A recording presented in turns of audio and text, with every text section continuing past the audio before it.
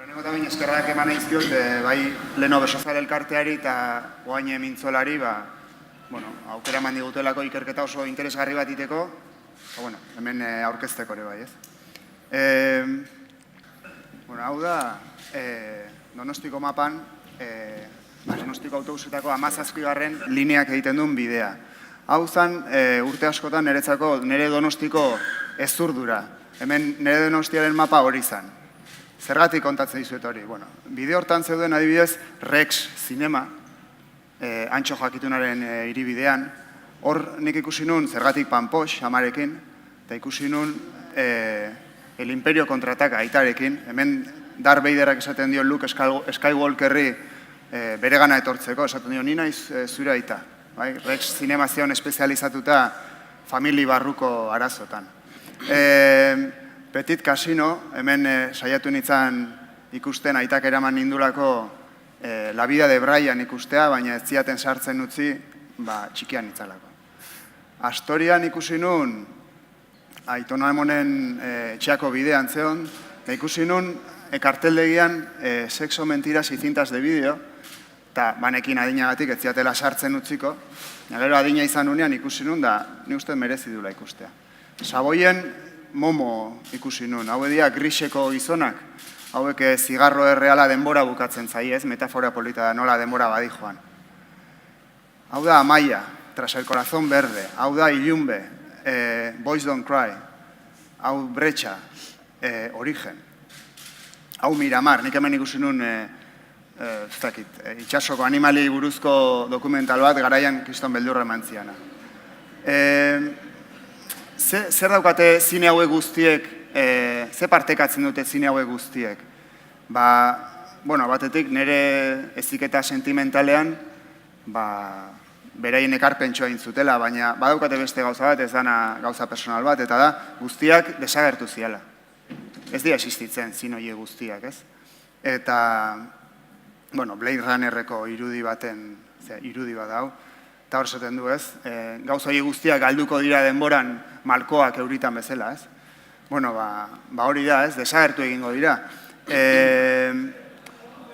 Ni zinera juten nintzenean, inoiz zenun pentsatuko gauza horiek desagertuko zianik, baina desagertu zian, guztiak, areto guztiak desagertu zian.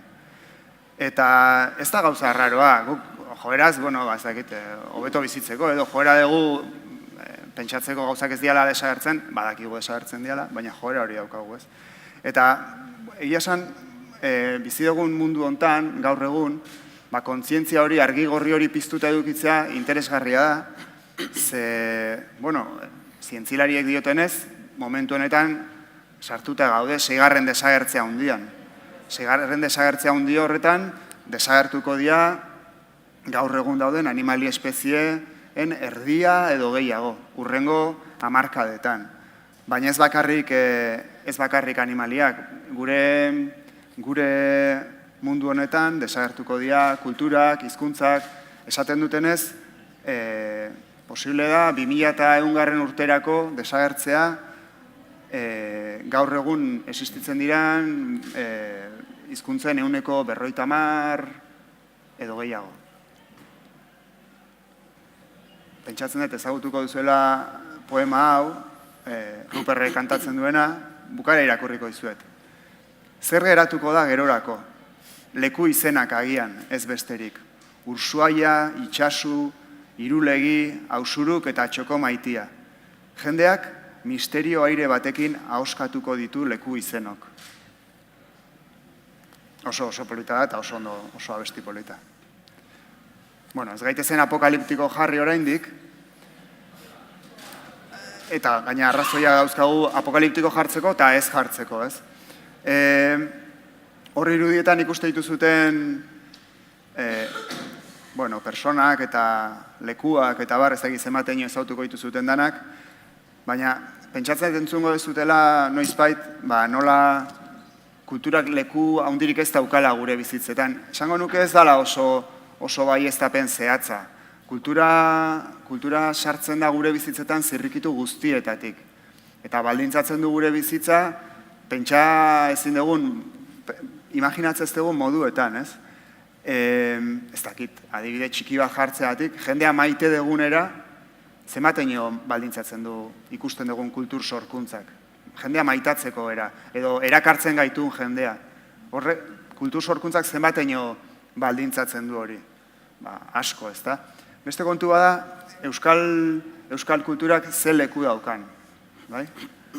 Hauek noski, hauek guztiak kanal hegemonikoetatik iristen zaizkigu, guk bilatu gabe aurkitu egiten gaituzte, ez da? Bueno, hauek dira Euskal Herrian 14.000 pertsona baina gehiago bildu, 14.000 pertsona baina askoz gehiago bildu dituzten artista bakarrak, holako emanaldi artistiko batean, ez? Pentsatzen batzuk ezagutuko dituzutela. Bueno, hauek eta Guns N' Roses, horrez dago Guns N' Roses. Zeatik aipatzen dizuet, evidentea da, ez, badakizute, beken nola 14.000 laun, telebistan beste pilo bat nola elkartzen dian, ez? Horren alde hortatik guri bersolaritzaren ikerketa egitea eskatu zigutenean, eskatu ziguten oso fenomeno arraro bat ikertzea. Ze gauza arraroa da.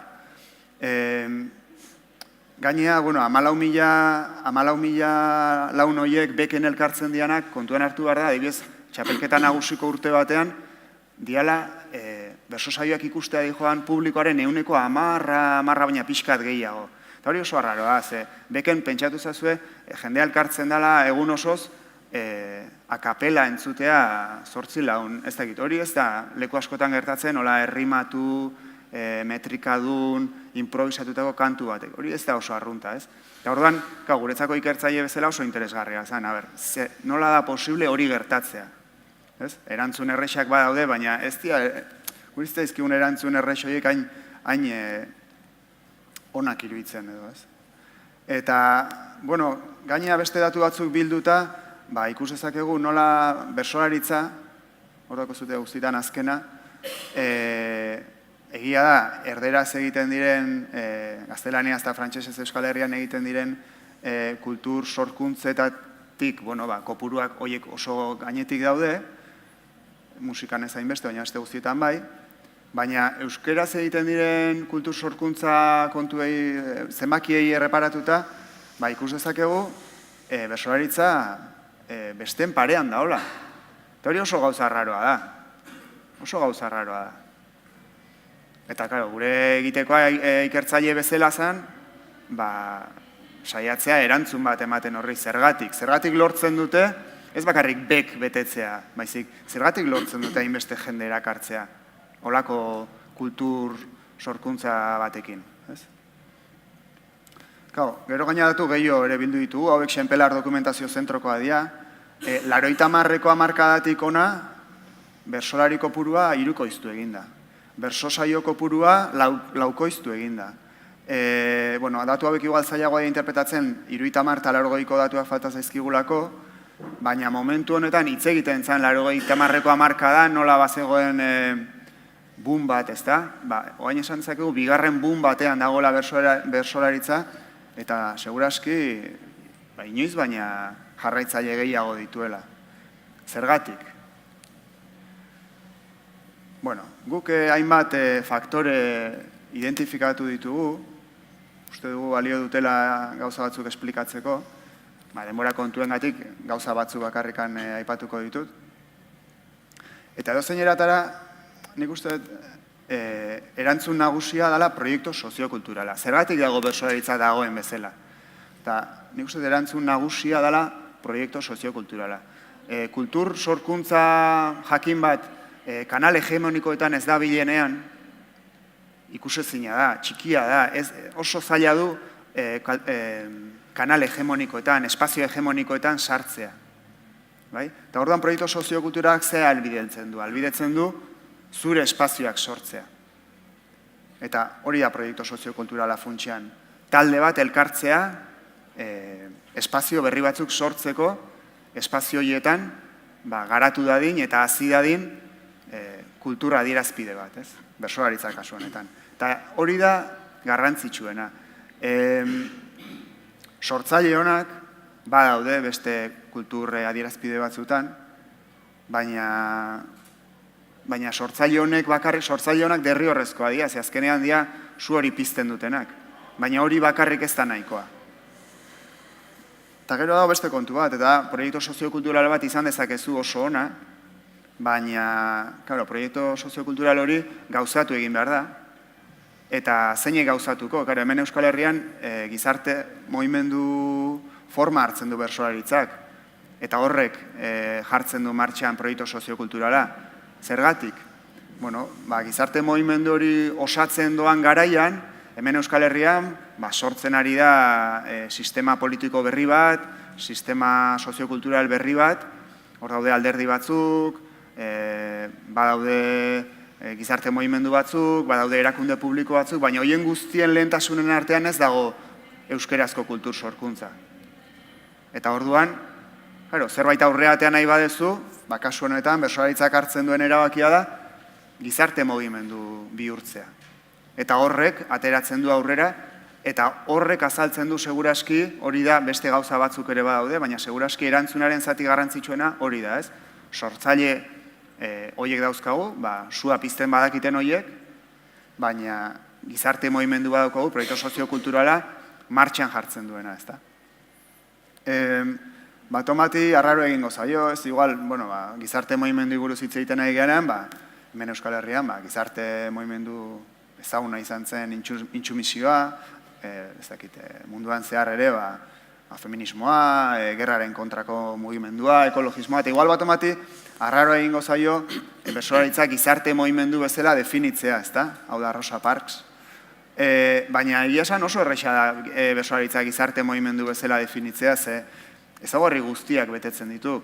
Eraikitzen du munduari begiratzeko modu bat, aldi berean bere burua hor sartzen duena, saiatzen da aukera lehioak aprobetxatzen, baliabideak mobilizatzen ditu, personak mobilizatzen ditu, bitarteko guztiak jartzen ditu jendea mobilizatzeko modu batera eta bestera. Ez dakit, erresa da gizarte mugimendu bezala definitzea.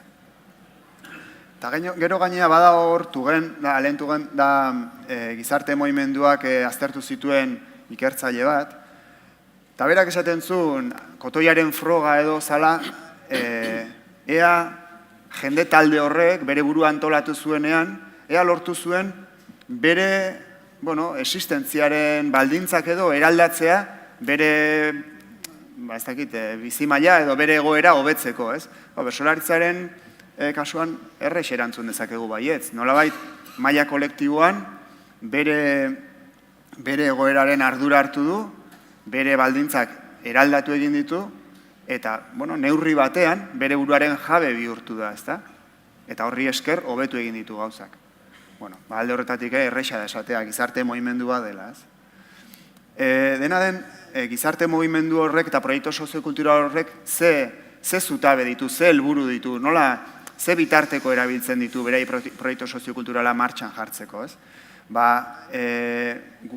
Garrantzitsuenetako bat da sozializazio guneak sortzea.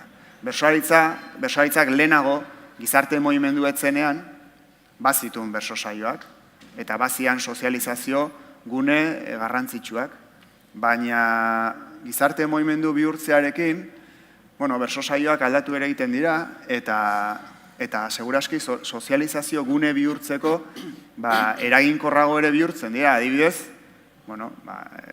txapelketa nagusia, bada sozializazio gune bat, leheno hain eraginkorra etzena, gaur egun bezain eraginkorra etzena, eta, baina badaud beste batzuk, ez, borondatezko lanerako lekuak. Eta berso eskolak nabarmendu egin behar dira. Ez, berso eskolak sozializazio gune oso garrantzitsua dira. Gainera, ez dira, sozializazio guneak ez dira kulturgintzan bersolaritzaren esklusiba. Ez dakit, musikak ere badauzka bere sozializazio guneak, eta, oso polita da nola Berritxarrakek bere azkeneko diskoan eskaini zien kanta bat. Oso polita eta oso esanguratsua. Azken finean, gero, sozializazio gune hauek oso importantea dira, guk asko pentsatzen dugu kulturari buruz konsumo gai bezala. Kultura konsumitzen dugu, ez dugu konsumitzen, neoneke askotan esan dut, zema konsumitzaile, ez konsumitzaile eta barrez. Baina, pentsatu behar dugu, kultura konsumitzen dugun momentu horietan, beste gauza asko aldi berean gertatzen ari direla. Hau ez dakit ezagutzen dezuen, hau da Zinema Paradisoko Toto, protagonista, ikustu ez dute ze pozi daun. Toto zinea juten zanean, pelikula hartan oso garbi ikusten da, hor ez ditu bakarrik pelikulak ikusten. Totok hor ezagutzen du maitasuna, ezagutzen ditu bizitzaren kolpeak, ezagutzen ditu gauza asko. Azkenean, kultura konsumitzen dugun momentu horietan, bizipen batzuk ekoizten aigea. Eta sozializazio gunek zer albidetzen digute. Sozializazio guneak dira biografiak gurutzatzen diren espazioak. Hori da sozializazio guneak. Eta sozializazio guneak sortzen ditugunean, bizipen oso aberatsak izateko aukerak sortzen ari gera. Orduan, gu pelikula bat ikustea juten geanean, ez gea bakarrik pelikula bat ikusten. Norbaitekin elkartzen gea, pasioan juten gea, zinera, zerbaitetaz hitz egiten dugu, aretoan, segun ze ohitura dauzkagun pelikula komentatzen dugu, gero igual zerbait hartzea juten gea, hor gauza asko gertatzen dira. Zuk norbaitekin pelikula bat ikusten duzunean, persona horrekiko zerbait sentitzen duzu, gauza asko gertatzen dira. Orduan, sozializazio guneek aukera ematen digute kultur kontsumori ikaragarri aberasteko. Hori bersolaritzak egiten du, sortzen ditu sozializazio gune horiek, denek ez dute egiten. Atzo adibidez, DeLorean ikustea jo nintzen, eta ez nintzen bakarrik DeLorean ikustea jo, atzo egun berezi izan zen, eta DeLorean ikustearekin batera gauza asko gertatu zian. Ez da bakarrik DeLorean, gauza askoz gehiago dira. Baina adibidez, zer gertatzen da liburu bat irakurtzen dugunean? Liburu bat irakurtzen dugunean, literatur zale frikientzat, liburu bat nahikoa da irakurtzeko eta listo. Baina humanitatearen gehiengo zabala ez da literatur frikia. Orduan, guk zer egin dezakegu hori eraginkorragoa izan dadin. Hau adibidez, beste kontua da, ez? Guk albidetzen baditugu sozializazio guneak literatura eta literaturarekin batera gure bizipenak partekatzeko, hori sozializazio gune baten eraginkortasuna handitzen ari gara, eta segurazki asko zobeto funtzionatuko du. Beste zutabe bat, beste gauza bat, proiektu kulturalak sustatzen duena, da artikulazioa. Artikulazioa da, bi mundu lehen elkar ikutzen ez zutenak, elkar ikutzea, eta baita integratzeare nolaiteko osmosi batean edo, ez? Bersolaritzan, segurazki errexena kontatzeko artikulazio errexena, da nolait bersolaritza neoklasikoa edo deitu dizaiogun eta deitu dizaiogun rokaren belaunaldia elkartu zianekoa, ez? Horri buruz gehiago jakin nahi badezue, oso gomendagarria dira, Jon Maieren liburua eta Alberto Irazuren liburua, hortxe dauzkazue, eharki daude, oso ondo daude. Hor kontatzen da, azkenean zer gertatzen da, artikulazio bat kontatzen dute nola bi mundu elkar ikutzen ez zutenak, nola iristen dian ez bakarrik elkar ikutzea, baizik elkar aberastea. Eta, bersolaritza gizarte mugimendua denez, bersolaritza elikatzen da bizi soziokulturaletik elikatzen da. Eta orduan, gero eta artikulazio aberatsagoak, gero eta indartsuagoa da, gero eta osasuntsuagoa da.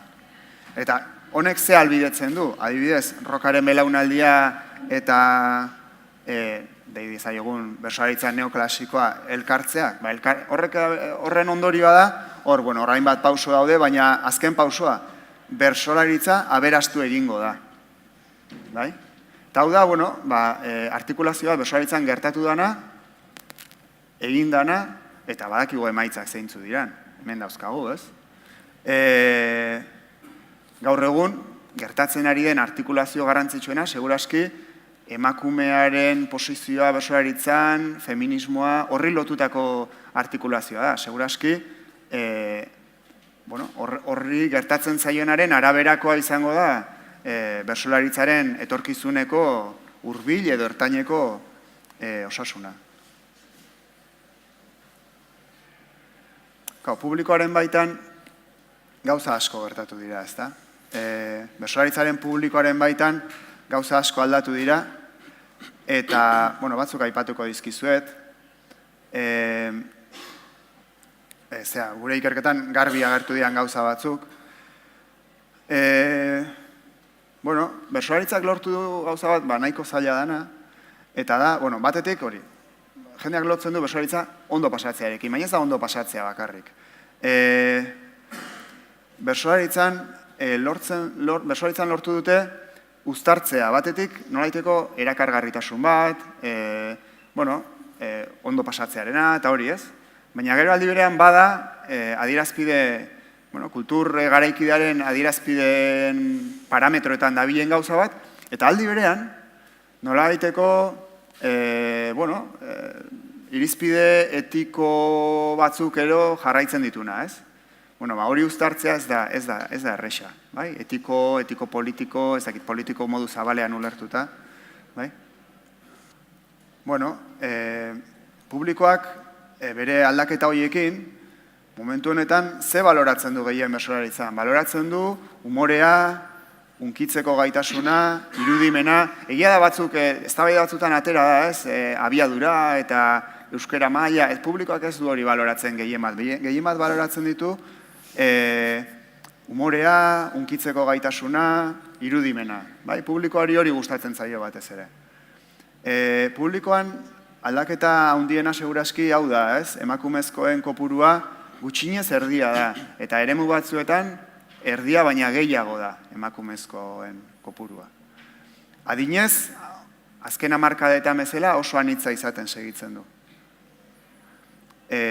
Unibertsitateko ikasketak dituen jendearen kopurua oso handia da, honek ze pentsa ematen digu, ez daukagu erantzunik, baina hau pentsatu beharreko zerbait da.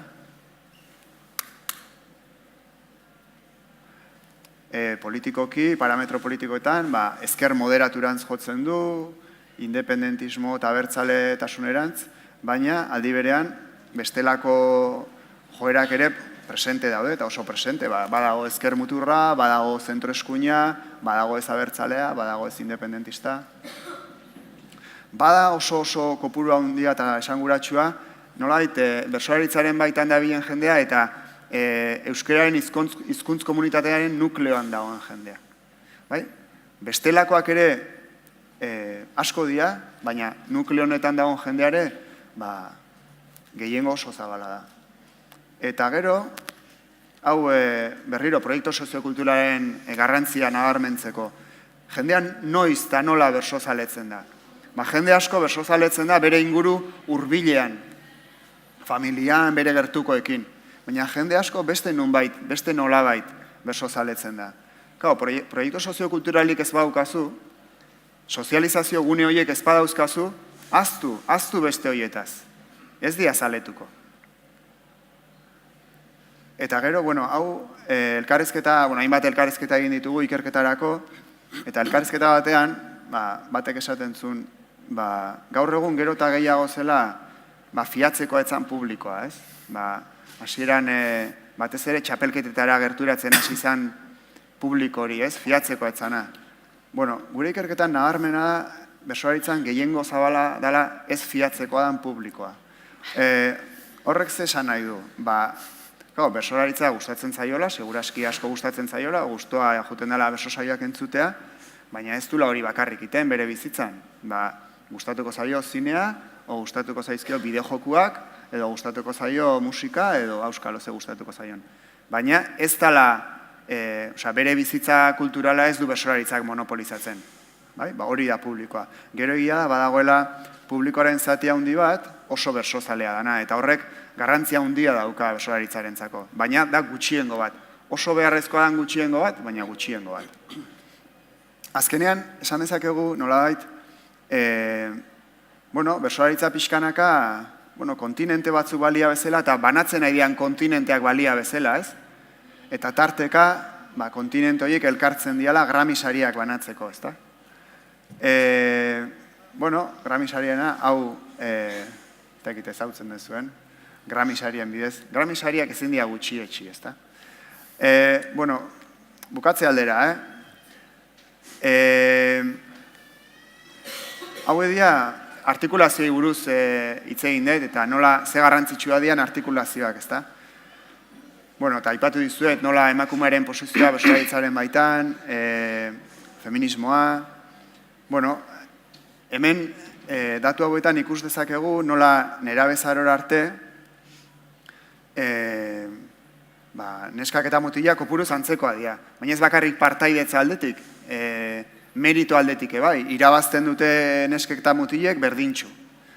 Ez behiratu datu zehatza, datu zehatza ez da oso garrantzitsua. Garrantzitsua da pixkat ikusten den kuadro orokorra, ez? Baina hor ze gertatzen da, nerabezarotik aurrea kopuruak asko aldentzen dira eta bersolari aktiboak gaur egun lautik 3 gizonezkoa dira eta lautik 1 emakumezkoa. Hor badago zer hobetua, ez?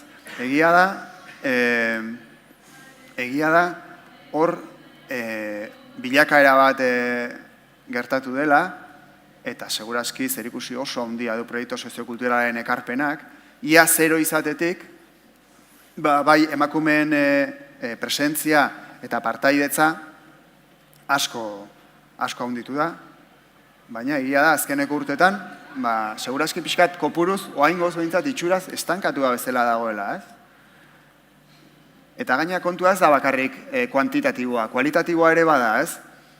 Irakurriko dizuet, elkarrizketa batean jaso genuena, lehen generoa herriko feriara ekartzen zutena zen.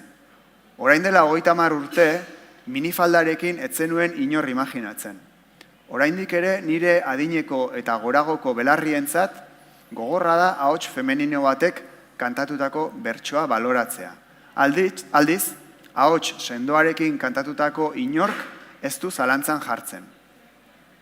Eta beste, esaten du, gure laguna eta bertsolari jakin baten laguna denak, orain dela 2 urte aitortu zigun bertsolari hori, segurazki gehiene jakingo ez dute zein dan, bertsolari hori, Amerikanarekin kantatzen ikusi zuen lehenengo aldian pentsatu zuela.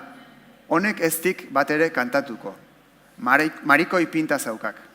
Eta, bueno, bastante ondo kantatzen zuen. Gero gaina, kuriosoa da nola publikoan jende askok uste duen problema hori ez dagoela. Eta batzuk gaina uste duten ez dela ezer egin behar problema hori konpontzeko. Baina, bueno, garbi dago, adibidez publikoaren gustoetan gauzak aldatu direla. Bueno, emakumeen kasuan azkar pasako naiz, baina ikusten da emakumeen kasuan gauzak asko aldatu direla. Eta adibidez publiko orokortzen ari naiz noski, baina publikoan dagoen emakumeen artean gusto asko evoluzionatu da, eta hor datuetan garbi ikusten da, beraiek entzun nahiko luketenaren kopurutik oso urrun dagoela holtzan dagoen emakume bertsolari kopurua. Publikoko gizonezkoen gustoa gutxiago evoluzionatu da. Bueno, hauek badia aipatu dut proiektu soziokultura horrek ebauzka izena bizenak eta espazioak eta barrez. Bueno, bukatzeko. Esan dugu, ez? Bertsolaritza gizarte mugimendua dela. Gizarte mugimenduak jaio egiten dira, hazi egiten dira, heldu bihurtzen dira, sartu eta hil egiten dira. Bertsolaritza ere, berdin, hil egingo da, gizarte mugimendu bezala, baina ze gertatzen da, gizarte mugimenduek aukera izaten dute bigarren bizitza bat lortzeko, 3. bizitza bat lortzeko. Baina hortarako ze egin behar da? Aldatu egin behar da. Aldatu egin behar da. Ze gauzak aldatu egiten dira, eta horrek ematen dio aukera urrengo bizitza bat izan dezan, ez? Hasieran ez dakit kontuatu zaten animali hau zeon, animali hau dodoa da, eta horti datorre postdodoismoa kulturgintzan izenburu xelebre hori. Hau dodoa Maurizio Irletan bizi izan. Animali harrigarria zan, oso handia zan, baina etzekien egan egiten. Moko handi horrekin gai zan kokoak hausteko beste inork egin ezin zezaken bezala, baina gizon zuri Europarra Maurizio Irleta agertu zanean, desagertu egin zen. Dodoak gaur egun bakarrik museoetan ikus daitezke, eta, bueno, problema da, hau etzan ehizatuta desagertu. Etzan ehizatuta desagertu. Gizon zuria are agertu zenean, Maurizio Irletako ekosistema asko aldatu zuen. Eta dodoak ez zuen lortu ekosistema berrira egokitzea. Eta ekosistema berrira egokitzea lortu etzunez, desagertu egin zen. Horti dator idea postdodoismoarena, ez? Nola, ze garrantzitsua den, eta honekin bukatzen dut, ze garrantzitsua den jarrera eta ikuspegi postdodoista hori izatea kulturgintzan, ezta? Ze horrek lortzen du, horrek ahalbidetzen dizu, zure gizarte mugimendua adibidez, horrek izan dezan, bigarren bizitza bat edo. Eta hoxe neukan esateko. Eskerrik asko.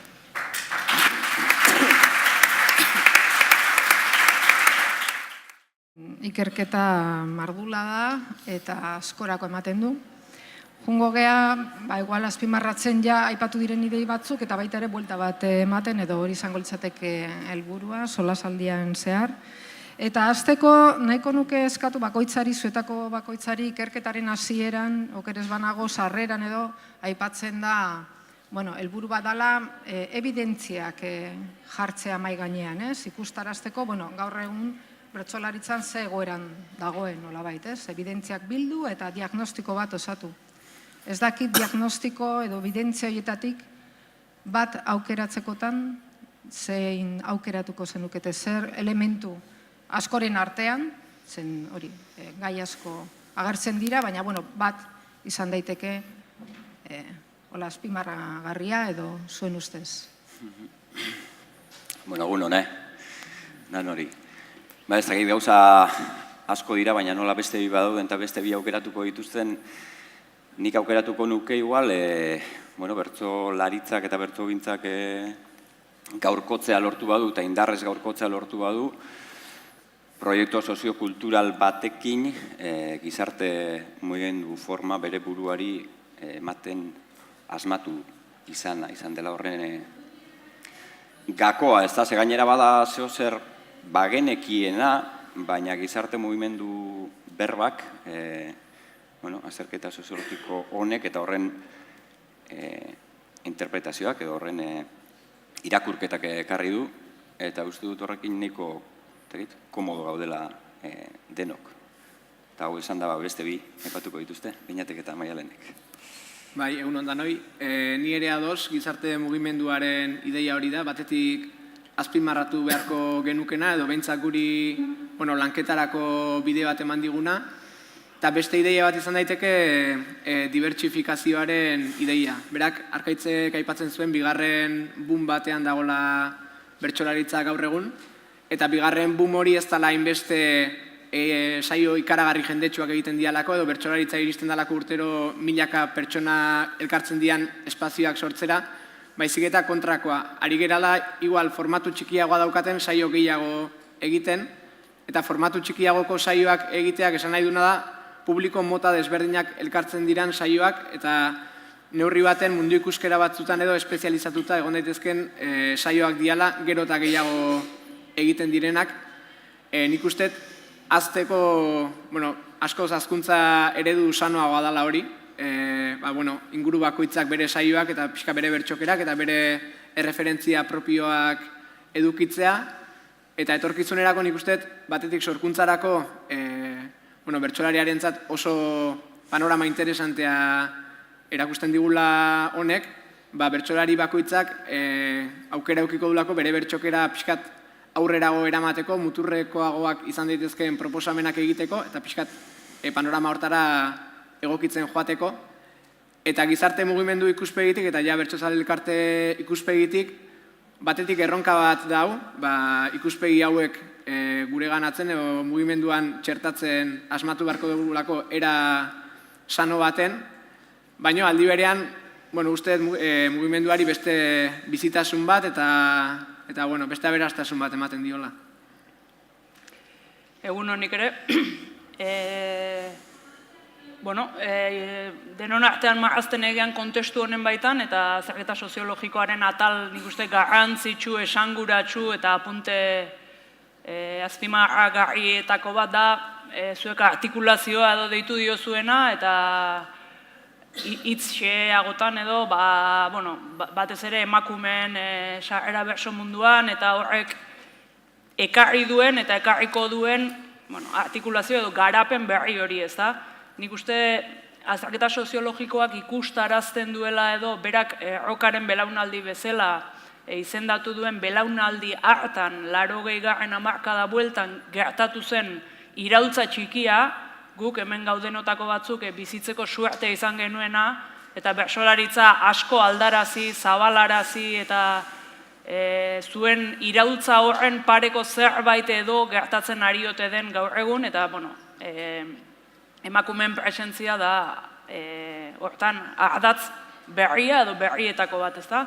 Orduan nik uste azterketa soziologikoaren parte esanguratsuenetako bat grafiko horiek direla, eta evidentzia horiek, ze askotan gure intuizioz eta gure ustez eta gure zeraz hitz egiten dugu, baina horre datu batzuk eta marrazki eta grafika nahiko impactante batzuk azaldu dira azterketa soziologikoan, eta beraz uste dut gure gaur egungo errealitatearen radiografia edo marrazki interesgarri eta kasu batzuetan arduratzeko bat ematen digula, eta hori beharrezkoa dugula aurrera egiteko, ez da? Horrek azaltzen digula, baita ere zalantzan dagoela gaur egun edo negoziazioan dagoela kanona deitzen zaion, edo bertsolaria zer den, edo bertsolaritza onartua zer den esango lukeen ideia, ez? Hori zalantzan dago, mugimenduan dago, eztabaidan dago, aldatzen ari da, eta, zorionekoak gu hori dena, mugimenduan dagolako, ez da? Justu aipatu dira gizarte mugimenduak, diversifikazioa, artikulazioa eta horiek ziren, ni bizkabak gidoirako prestatutan euskan ardatzak. Orduan, asteagatik gizarte mugimenduaren ideia horrekin jarraitzeko, nahiko nioke galdetu Igorri, ez? Nik uste dut, badan hasieratik txostenetik hori da aipatzen dana, ez? Hortikan begiratzen zaio bertsolaritzari, ez? Definitzen zaio gizarte mugimendu bezala, eta hortikan begiratzen zaio, eta horren inguruan hainbat azalpen eta ekarpen egiten dira. Ez dakit hori, zuk aipatu dezu, ez? Bazegoela nola baiteko intuizioa, baina hor dago ja lehenengo evidentzia, ez? Izendatu dezakegu bertsolaritza, baita ere, besteak beste gizarte mugimendu bezala. Ez dakit hori, adibidez, elkartearen ikuspegitik hori nola bizitzen nahi da, ez dakit eta zer ekar dezaken horrek etorkizunari begira, ez? Momentu honetan gogoeta prozesu bat dago irekita, eta ez dakit horrek euki dezaken eragina nola baitez. Etorkizunari begiratzeko, begirada berezi bat, gizarte mugimenduaren ikuspegitik edo ez? Ez dakit zehazki izen hori pintzeak edo kontzeptualizazio zehatz horrek aldaketa konkreturik ekarriko duena ala esango nukeu. Ez sakonean izendatzen duena lehendik ere izan bagarelako, ez da? Uste dut gehiago izan zela, orain arte ez dio gure buruari gizarte mugimendu deitu, eta horrela izendatu gaituztenean oso komodo sentitu gara zergatik, bagarelako, ez da?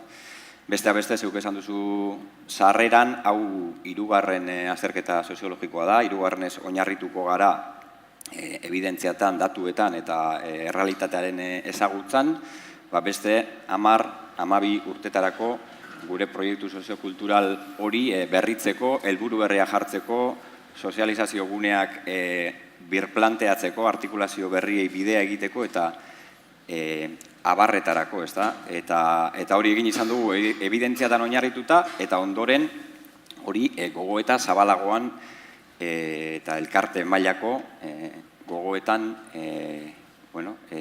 gogoetatuta eta birplanteatuta, ez da? Eta kasu honetan ere, Arkaitzek, nagusiki Arkaitze, Aierdi eta Retortilorekin batera egin du azterketa hau, eta gero, herrialdeetan aurkeztu zuen, aurkezpen horietara berreundik gora bazkide joan ziren, eta gero irailean eta urrian egin ditugu elkarte mailako gogoetak, evidentzia hauetan oinarrituta, iraileko larun bat eguzkitzu baten Baionan egun osoan 100 gora lagune batu ginen, urrian, barrian, asteburu oso baten larun bat eta igande beste 100 gora lagune batu ginen, eta horre berak erakusten du bagarela gizarte mugimendu bat, gaurkotu beharra ikusten duena, Arkaitzek esan du ziklo berri baten atarian gaudela, uste dut momentu erabaki hor eta oso interesgarri batean gaudela, esan beharra dago gogoeta horietan perfilak, bertsolari, bertsozale, elkarteko profesional, borondatezko, oreka interesgarriak egon zirela, eta gero, jende berri desente, perfil nagusia esango nuke Maialenetan nire adinetik baino gertuago zegoela zorionez, Beñaten adinetik, Andrasko asko, nahi berriak, helburu berriak, ilusio berriak, indar berriak, eta horrek denak, ekarriko du, orain ja definitu behar dugun proiektu berri hori, gizarte mugimendu honek aurrera egin dezan, ez da orduan, uste dute bizirik gaudela, eta zentzun horretan esango nuke elkartea bera ere, beste gauza askoren artean badela sozializazio gune bat, ez da? Niretza personalki izan da, elkartean asko gogoetatzen da, eztabaidatu egiten da, adostu egiten da, eta gero gauzatu egiten da, asertuak egiten dira, akatsak egiten dira, berriz ikasten da, eta zentzun horretan uste dut, bai kulturgintzarako, baina burugintzarako, jendegintzarako, taldegintzarako eta herrigintzarako sozializazio gune importante badela, ez da orduan, hori lehen ere baginen, nik joan den 20 piko urtetan asko ikasi dut, eta jarraitzen dugu ikasten, ez da, gu baino nagusiagoen gandik eta gazteagoen gandik ere bai.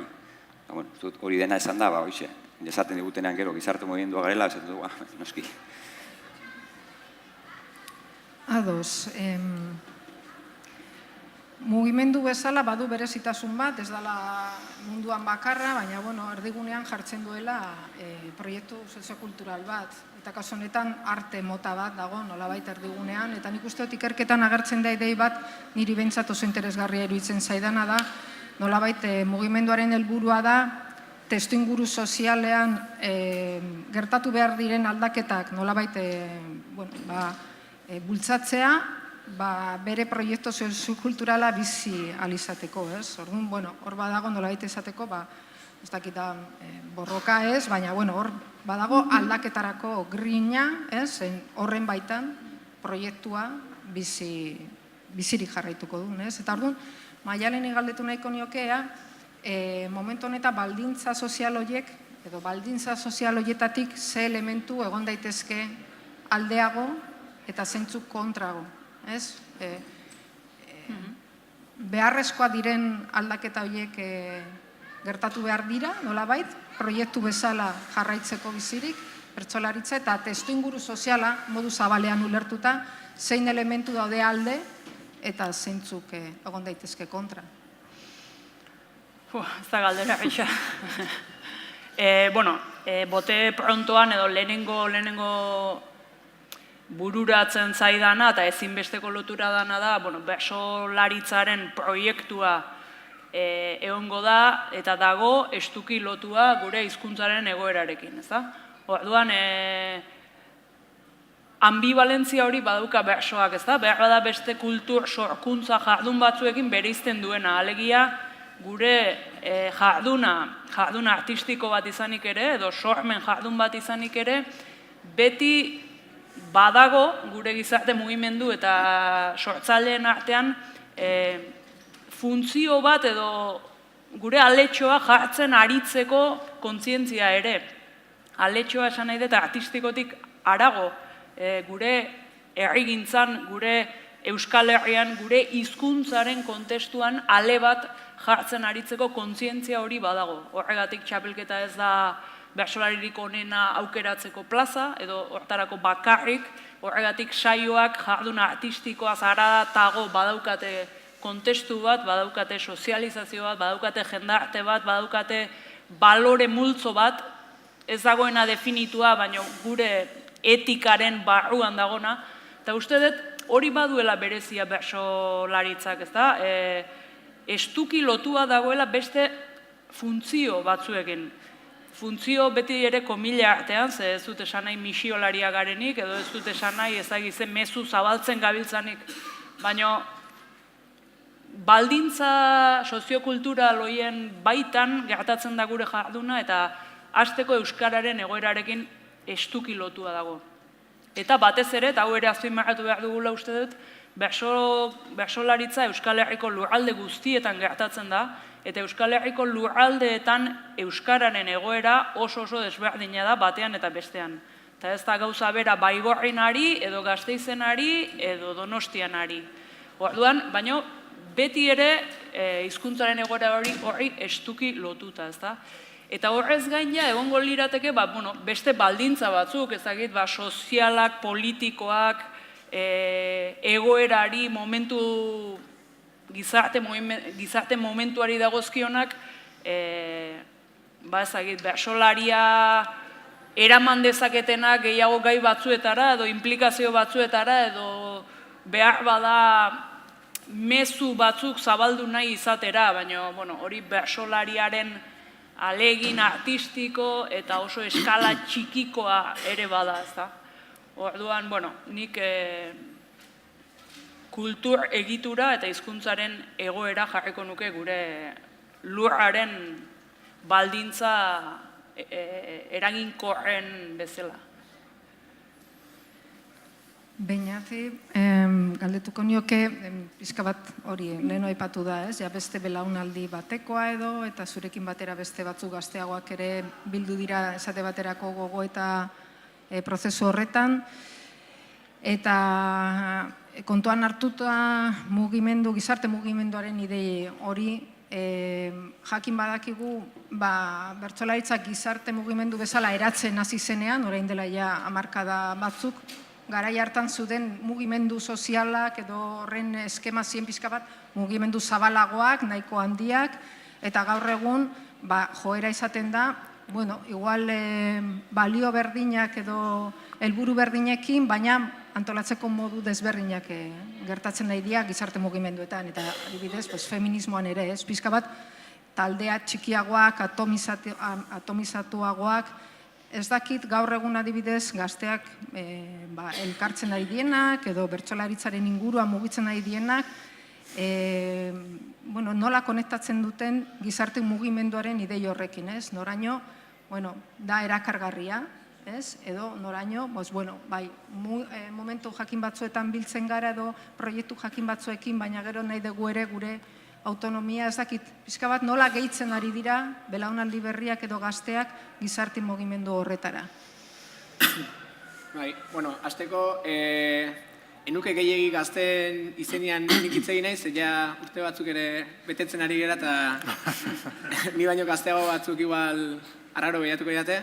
Nik 2006an egintzan Bertsozale Elkartearen azkeneko gogoeta estrategikoa, eta ni 2006an oraindik gaur baino gaztegoan nintzen eta ez nuen parte hartzeko aukerarik izan, eta personalki eta ja belaunaldik ideen artean askotan aipatzen genuen, nola eginan pixkanaka elkarteko egituratan sartzen, erabakigunetan parte hartzen, eta parte hartzen eginan proiektu baten, baina gu ez ginen egon proiektu hori diseinatu zen garaian. Orduan hor ja, ez da kontraesan bat sortzen da, bai sortzen dela egoera arraro xamar bat, eta erabakigunetan gazteok zenbat eta gorago iritsi o zenbat eta gehiago parte hartu, sensazioa bazan, bada garaia ja 12 urte betetzera doaz, eta bada garaia aurrea begira jartzeko, eta hemendik 12 urtera proiektuak gidatuko duen belaunaldi horri ja leku bat egiteko.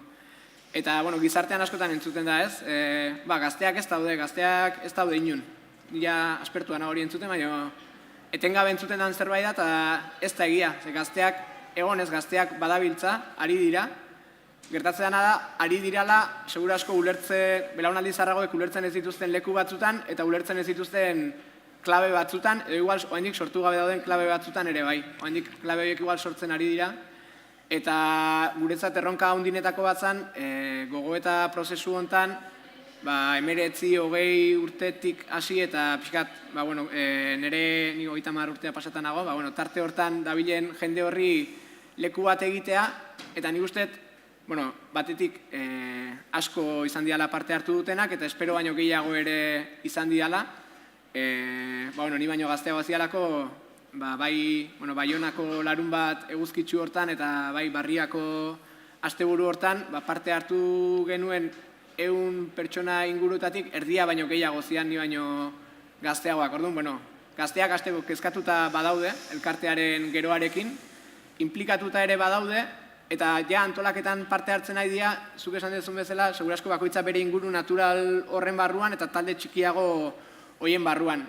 Uste, elkartean erronka izan behar dula, batetik talde hoiek babestea eta hoiek ez itotzea jendea etengabe lekuz aldatuz, orduan, batetik gune hoiek zaintzea tokatzen zaigu, eta bestetik, guk aipatu dut 2006an diseinu fasean ez ginala egon, guk diseinatu ez genuen proiektu baten parte hartu degula, eta orain ja diseinu fasera gonbidatu ditugun ez gu baino gazteago dian horiek tokatzen zaigula ardurak ematea, erabakigunetan lekua egitea, eta momentu batzutan, igual jarduteko moduak eta elkartearen kokapena gai batzutan aldatu egiten da, belaunaldien arabera, eta hortan uste tokatzen zaigula malguak izatea, neurri baten, eta datorren ari ustea bere bidea egiten. Nik uste oso momentu interesantean dagoela gure gizarte mugimendua, belaunaldi horiek sartzen ari diala, bai antolaketan eta bai sorkuntzan, eta baina asmatu behar degula, belaunaldi diferenteak batetik elkarren artean eraikitzen, eta bakoitzari bere lekua aitortzen. Bueno, denbora aurrera doa, baina nahiko nuke, ez dakite beste galdera bat egiteko bakoitzari, ez dakite labur igual erantzun beharko dugu, baina bueno. Saiatuko gara. A ber, Igorrentzat, nola baita esateko, iskat bertsolaritza mugimendu bezala edo elkartea sortu zanean, eta hor bizitzen nahi izan aldaketatxo bat, ahoskotasunean oinarritutako gizarte batetik, nola baita esateko, eta bertsolaritzan hor erdigunean egotetik, esango genuke paperezko gizarte, paperezko gehiago bertsolaritza batera ja ilustratuagoa eta idazketan ere inkluso ez oinarritua, baina hor protagonismo handia edo nolabait lotura gehiago zegoen beste kultura batekin, ez? Eta orain egongo ginateke nolabait esateko hirugarren momentu batean, zeinetan pasatu gea hitz hori, ez? Ahotzean zegoena gero paperean nolabait esateko, asko orokortuz, orain da hitza nolabait mundu virtualean dagoena. Ez? Hitz globalizatu bat, mundu virtualean mugitzen dan hitza. Ez dakit gauza batzuk aipatzen dira horren inguruan ikerketan, baina igual ez gehiegi, ez dakit transizio hori irudikatzen dan, ez dan irudikatzen, aurre ikusten da hor ere aldaketa edo noraino. Bai. Hau ez terreza, labur erantzuten, baina alegin egingo dugu.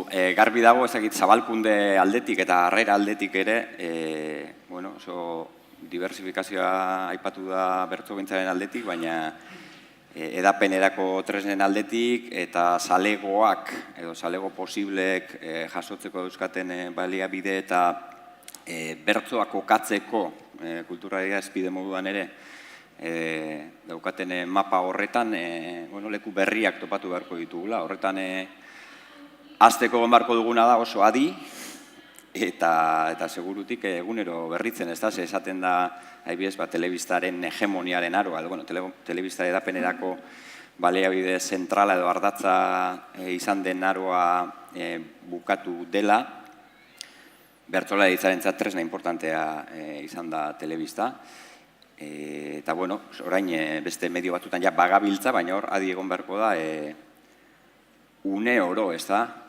Alerenik begia gehiago jarriko nuke, zalego horretan eta zalego horrek jasotzen duen eskaintza zabal horretan ze leku bilatu, aurkitu dezakegun eta bar, ez da? Ze arkaitzen berbak ekarrita, hemengo erretratu barin bat egingo dut eta esango nuke hemen ere daukagula hizkuntzaren komunitateko nukleoko jendea eta oso jende fidagarria. Eta asko maite zaituzte denok, baina behar bada fidagarri egiak zaret, ezta?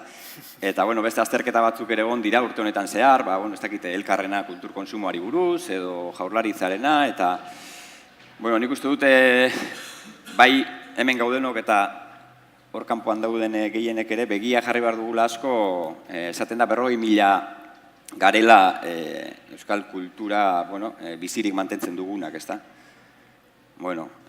Ia datozen 10-12 urtetan lortzen dugun gutxienez beste 40.000 izatea, doblea izango ginateke, ez da broma, tal ere gutxi, ezta? Eta, euskaldun kulturzaleak egon badaude, baina erdarazko kultura konsumitzen dute, euskaldungo berri batzuk ere badaude, eta horien gana ere heldu behar dugu, eta honek denak dauka zerikusia pixkat ez, aro teknologizatu, aro globalizatu, herri triglosiko eta hainbat gairekin, ez da? Eta nik uste dut hor begia zorrotz jarri behar dugula, berritze horretan, ez da? Beste bertolaria gara eta berba jokua permititzen bazaitez, dodoak ez izateko lalak ere eskaitezen izan, eta dena ontza jo, erre-erreak ere eskaitezen izan, mimimiak ere ez, eta ia lortzen dugun 12 urte barru kantari eta bizirik emantentzea, eta alik eta jende gehiago, zenbat eta jende gehiago horren gana helduk, hobeto, ez da. Eta, bukatzeko bi galdera, igual lehenengoa Maialenentzat, artikulazioa hitz egin da, eta asko hitz egiten da, aipatu du gaur Arkaitzek, eta asko hitz egiten da horretaz, ikerketan zehar. Gainera ere agertu da lehenago, zuen komentarioetan, zuen gogoetan, hor, gako bat izan dela, eta zuek izan zareten, neurri batean hemen zaudeten batzuk behintzat, katebegiak, artikulazio prozesu horren parte izan zarete, behintzat belaunaldien artean eman dien artikulazio prozesu horietan. Eta, ni pixkat ikusten detena da, eta igual pixka kanpotikan, prozesu hori eman da denbora batekin, espazio jakin batzuk egon direlako, hor egon da, nolabait igurtzi bat, belaunaldien artean, egon dira aukerak, ez dakit gaur egun, eta batez ere hori, etorkizunei begira, sozializazio gune horiek egoteko aukerak egongo dira, berdinak mantendu behar dira, berriak sortu beharko dira, nolabait ikusten da hor, egon behar dela, bai denbora bat eta bai espazioak, artikulazio horiek gertatzeko. Ez dakit, oain ditugunak nahikoa dira, sortu behar dira berriak. Nik uste elkarteak eta bertsolaritzaren mugimenduak zerbait izan badu interesgarria, beste gauza askon artean bere jarrera zabala izan dela, ez? Esanet, berritasunari eta aldatzeari ez diola beldurrik izan historikoki, eta guk hala bizitu dugu. Eta uste dut gure ADN-ean dagoen jarrera dela, eta mantendu behar dugula orain ere, orain sekula baino gehiago, ez da? Gu plazaratu ginenean, eta gazte belaunaldiaren artikulazio ura artean berria zena gertatu zenean, ura ere etzan gertatu ala naturalki evoluzioaren legeak eskatzen zuelako.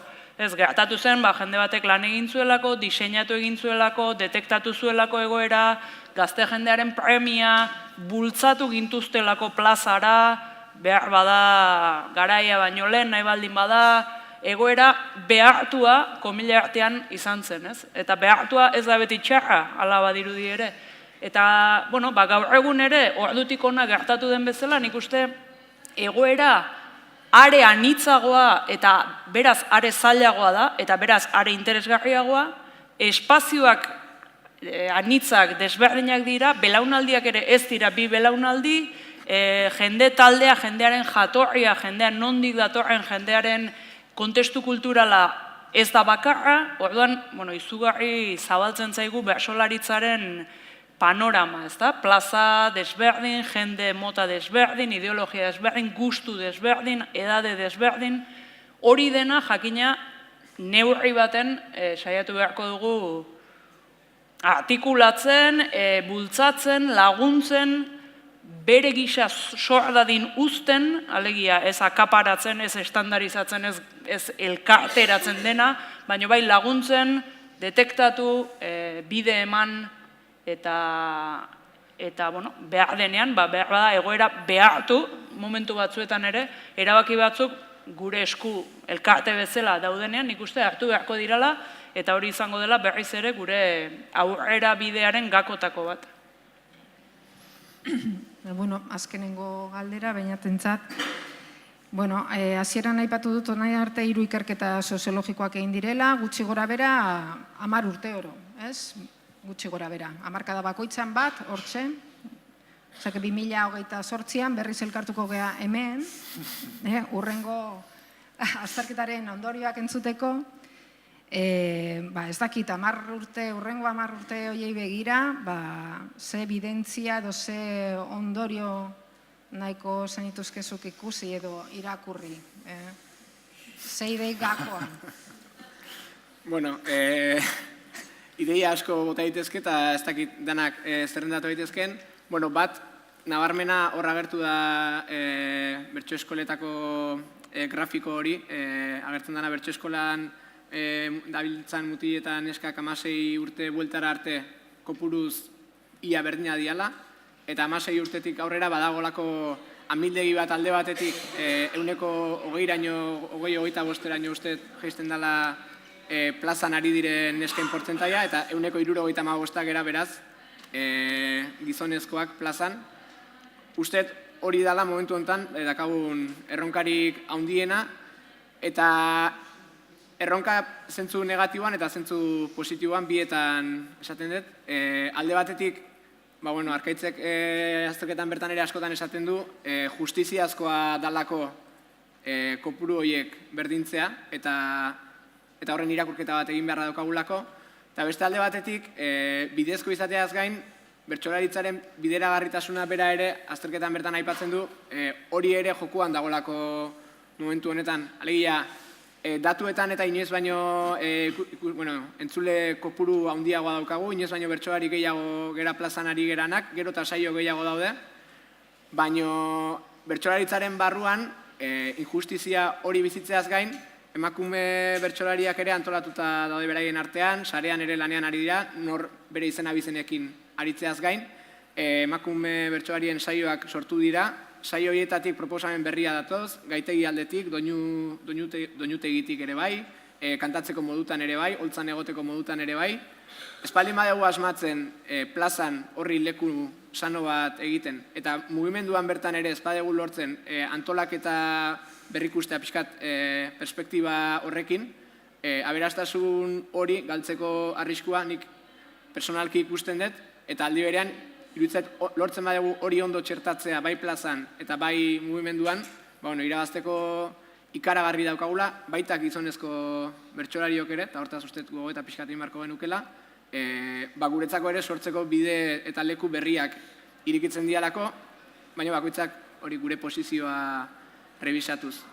Eta gero gustatuko litzaiake baita ere orain daukagun panorama honetan sakontzen jarraitzea, bertxokera aldetik bakoitzak asmatzea sorkuntza ikuspegitik pauso bat gehiago ematen, mugimendu aldetik erralitzake gune asko dauzkan bertsolaritzaren mugimendu bat egotea, orain baino gune gehiago dauzkana behar bada, eta hemendik 10 urtea igual marko genuken galdera izango litzake ia bertsolaritza arte bezala gaidan gizarteak dauzkan hemendik 10 urte eukiko ditun galderei erantzuteko edo galdera horiek plazaratzeko holtzan, eta ia mugimendua bera gaidan gizarteak momentu hortan dauzkan antolatzeko moduak eta dauzkan sensibilidadeak bere barruan txertatzeko. Erantzuna baiezko baldin bada, hemen ikusiko gara berriz.